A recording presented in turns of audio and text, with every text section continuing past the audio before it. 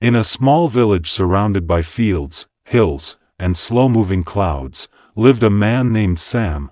The village had existed long before Sam was born. Its roads were made by footsteps, not plans. Its houses leaned a little, repaired again and again.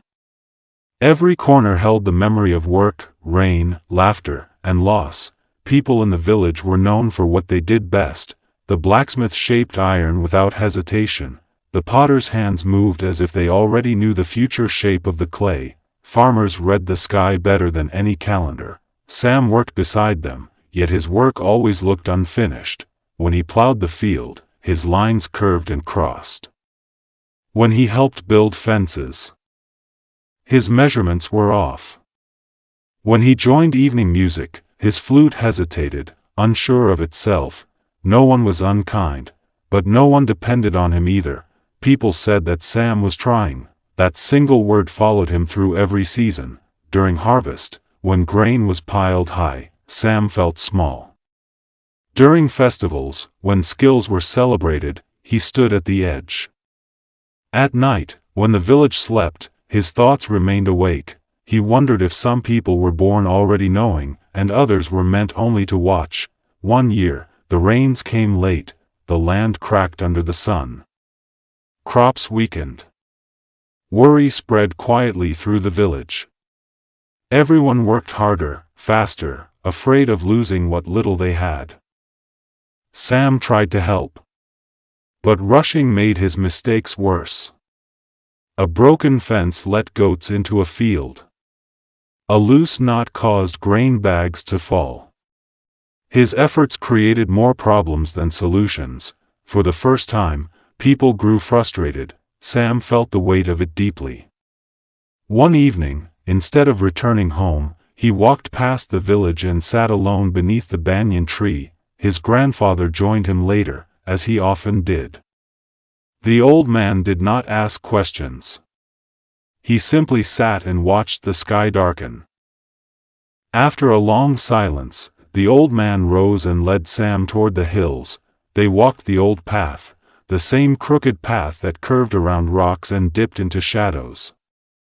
The ground was rough. Sam stumbled more than once, but they kept going. Midway, they reached a place where the path split. One side looked shorter but steeper. The other longer but smoother. Without words, the old man took the longer path. When they reached a high point, the village lay below them, imperfect, uneven, yet alive. The walk back was quiet. That night, a storm arrived. Strong winds tore through the village. Rain fell hard. A section of the old path collapsed under the force of water. By morning, people panicked. That path connected grazing lands and firewood areas. Without it, daily life would suffer. The village gathered. The problem was clear. The solution was not. Sam stepped forward. He did not offer confidence. He did not promise perfection. He only offered effort. Working slowly, he studied the land the way the path once had. He placed stones where water flowed gently. He avoided steep ground. He made mistakes, corrected them, and continued. Others joined him.